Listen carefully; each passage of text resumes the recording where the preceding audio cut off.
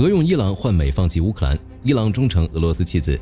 俄罗斯终归还是入局了。伊朗总统佩泽西奇扬公开感谢普京，说是俄罗斯的基地支撑着他们打仗。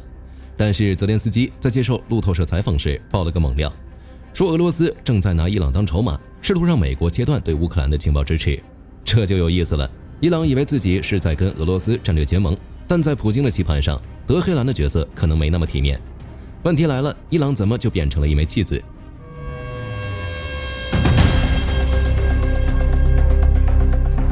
火力军乍一看佩泽西奇扬的话，还以为这一次俄罗斯真的打算出手捞一把伊朗这个小伙伴了，这才让佩泽西奇扬这么感动，直接在社媒上用俄语表示感谢。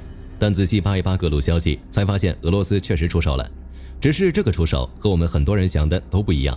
在对伊朗的援助中，俄罗斯最公开、最不遮遮掩掩的莫过于人道主义物资了。空袭之后，俄罗斯通过阿塞拜疆向伊朗运送了超过13吨医疗用品，还说后续会继续送。但是真正重要的是武器。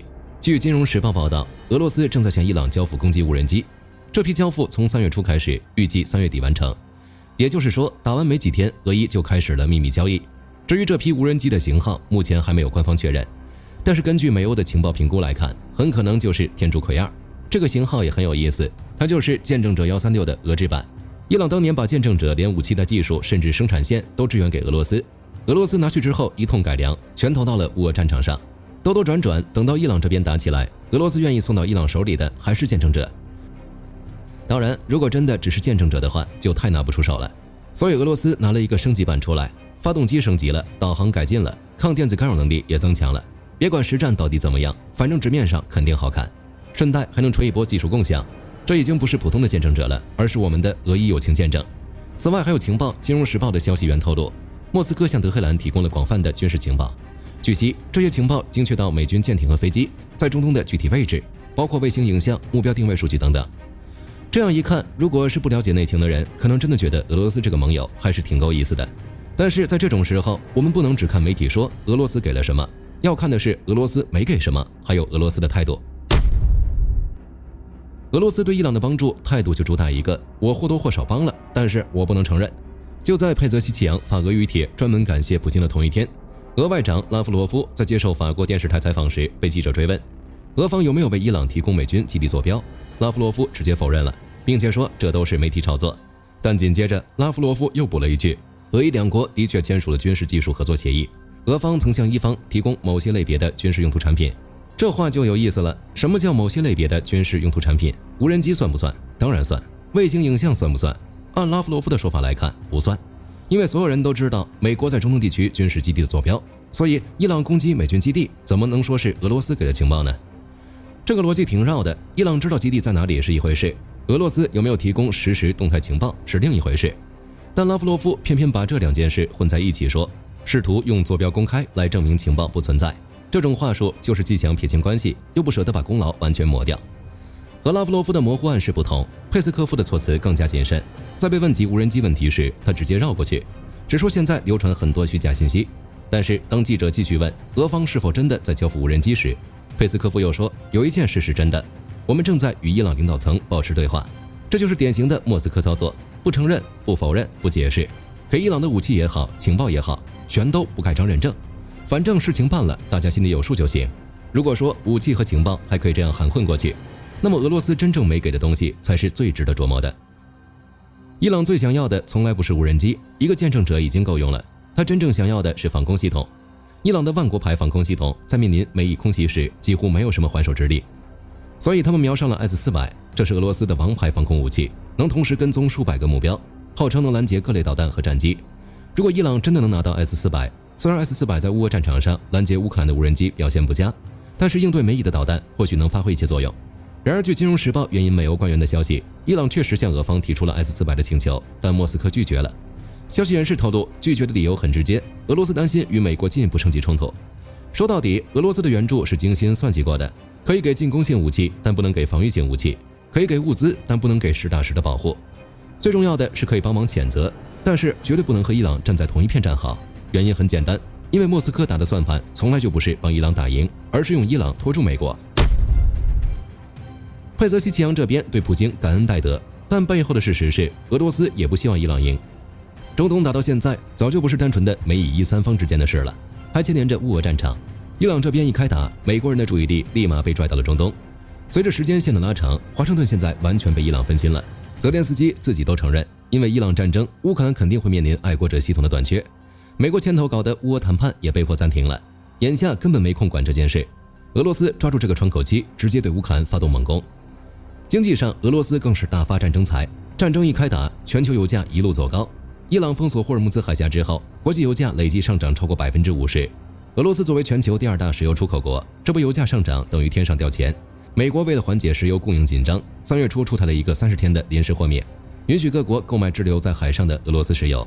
据基辅经济学院的估算，油价上涨让俄罗斯每天多赚1.5亿到6亿美元的石油出口收入。3月的预估收入相较于2月直接翻倍，从约120亿美元增长到了近240亿美元。如果中东战事持续，俄罗斯今年的油气出口收入可能比战前预期多出840亿美元，超出原本计划的188%。普京自己也承认了这点，说油价上涨给俄罗斯带来了超额利润。只不过他补充了一句，别指望这个能长久。最后一层，很多人可能都想不到，俄罗斯想要用伊朗当筹码，逼美国放弃乌克兰，这才是最阴的一手。泽连斯基接受路透社采访时爆了猛料，乌克兰情报部门掌握确凿证据，证实俄罗斯正在试图用停止向伊朗提供情报来换取美国停止对乌情报支持。他直接喊这就是勒索。俄罗斯的逻辑也很简单，只要伊朗在中东闹得越凶，美国就越想早点结束乌克兰战争，集中精力对付伊朗。美国答应这个交易，乌克兰直接失去了最大的靠山。如果美国不答应，俄罗斯也可以通过对伊朗的支持继续消耗美国。用伊朗作为杠杆，撬动美国在乌克兰问题上的立场，对俄罗斯来说是再划算不过的买卖了。因为俄罗斯甚至不需要付出多少，所以现在的伊朗对于俄罗斯来说，说是伙伴都是虚的。难听点来说，就是俄罗斯在中东的耗材。用伊朗最熟悉的说法形容的话，就是俄罗斯在中东的代理人。伊朗这个角色转变得太彻底了，彻底到有点讽刺。原本在中东这片地界上，伊朗才是玩代理人的行家。哈马斯、真主党、胡塞武装、伊拉克的什叶派民兵，德黑兰养了不知道多少年，出钱、出枪、出训练、出技术，让这些武装组织替自己在中东各地跟美意周旋。伊朗自己躲在后面，该谈的谈，该赚的赚，前面都是别人在流血。这种玩法，伊朗玩了40多年，一直玩得挺顺手，用最低的成本在中东维持着一张巨大的影响力网络。然而过去几年，这张网遭受了重创，哈马斯被严重削弱，真主党自顾不暇，叙利亚的阿萨德政权也倒台了，这等于直接抽掉了抵抗轴心的一根支柱。伊拉克的什叶派民兵虽然还在打，但是无意升级抵抗。胡塞武装倒是喊着要支持伊朗，但是它能影响的只有红海，面对美伊对伊朗本土的袭击，基本派不上什么用场，除非伊朗决意用上曼德海峡这张牌。这一圈看下来，这群代理人伊朗根本指望不上，那就只能寄希望于盟友了，也就是俄罗斯。回想一下乌俄战争刚开打的时候，那时候的俄罗斯需要武器，伊朗大手一挥，直接开送无人机，后面连技术和生产线都送出去了。这些年对抗美国制裁的小花招也如数交给俄罗斯，还被俄罗斯用得炉火纯青，那应该是伊朗最高光的时刻。现在角色完全反转，俄罗斯没有那么依赖伊朗了。乌克兰战场上，俄军主力早就不是伊朗货了。炮弹方面，朝鲜才是俄军的最大供应方，据估计占了俄军炮弹供应的40%，伊朗成了需要帮助的那一方。按常理来说，念着前几年伊朗的帮助，俄罗斯怎么都得帮伊朗度过这一难关。但是俄罗斯是怎么对待伊朗的？给武器，给情报，给物资，但就是不给伊朗最需要的东西，只给一点看得过去的消耗品，支撑着伊朗去跟美伊硬碰硬。莫斯科只需要在后面数钱看戏，顺便在乌克兰战场上推进，最多帮你喊几声谴责，这就是标准的代理人模式。只是这一次站在前面的变成了伊朗。这个转变的本质原因在于，其实俄伊一直以来都不是同盟，所谓的全面战略伙伴关系根本没有共同防御条款。也就是说，如果伊朗本土遭到大规模打击，莫斯科在法律上没有义务出一兵一卒，这和北约的攻击一国即攻击全体完全是两回事。他们能够站在一起，主要是在战术利益上存在短期重叠，而不是战略目标的长期一致。通俗点来说，大家都是在短时间内凑合着互相利用，谁也别当真。所谓的盟友就是喊着好听罢了。伊朗有没有意识到自己的角色变了？可能意识到了。佩泽西奇扬专门用俄语感谢普京，姿态放得这么低，或许就是因为他知道现在不是摆架子的时候。哪怕莫斯科给的只是有限支持，哪怕莫斯科明显在拿伊朗当耗材，他也得接着，因为不接连这点都没有了。本期视频到这儿就结束了，各位觉得伊朗能够适应这种角色转变吗？欢迎在评论区留言，大家一起讨论。我是火力军，下期见。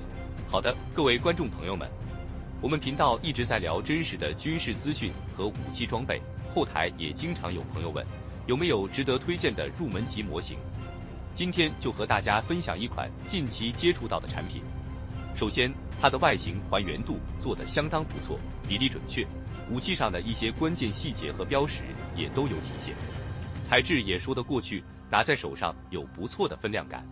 其次，它具备一定的可动性，对于理解基础操作原理有一定帮助，让它不仅是个静态摆件。综合它的做工和可玩性来看，价格确实比较亲民。对于想入门模型收藏，或者单纯想在桌上贴一个摆件的朋友来说，是一个性价比很高的选择。商品链接已经给你们上了，感兴趣的朋友可以自行了解。